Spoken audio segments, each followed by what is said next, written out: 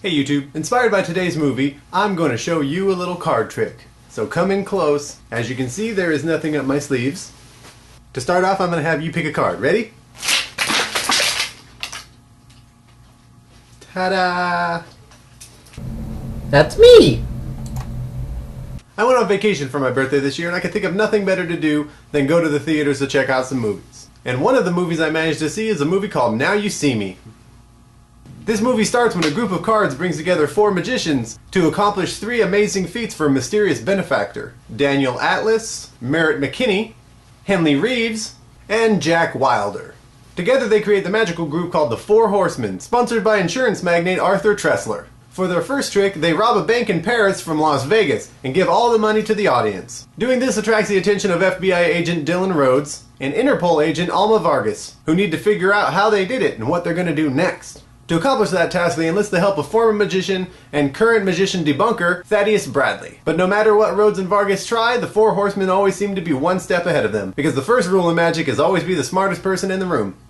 And the second rule of magic is we don't talk about magic. I actually enjoyed this movie. It wasn't without its share of problems, but overall I felt the entire experience entertained. I thought the premise of the movie was the most compelling part, because I liked the idea of a group of magicians using their abilities for evil instead of their regular motivation of pussy.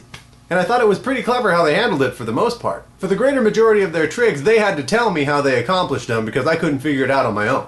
The first trick in Las Vegas had me completely perplexed. The second one in New Orleans was a lot more predictable and a little less mystifying, because I feel like most people will be able to figure out that when you hypnotize a bunch of people to react when someone says freeze and you're being chased by the cops, it's really not that difficult to figure out what's going to happen. And of course the magic trick of moving money from one account to another can be accomplished by any idiot with a computer. And though I did really like the premise of this movie, I felt like it could also have been their biggest problem. Because the premise of the movie is basically daring the audience to try to figure out what happened, and telling them to be fully aware of the concept of misdirection. Like when the character Bradley tells Agent Rhodes that his partner might be working for the magicians. The movie is clearly not going to put it on Front Street like that. That would be way too easy.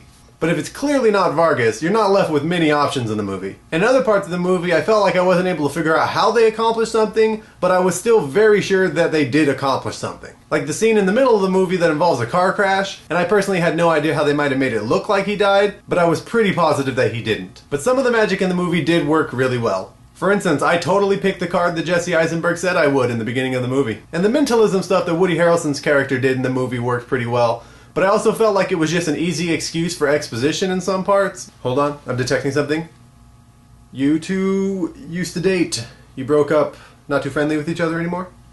Is that about right?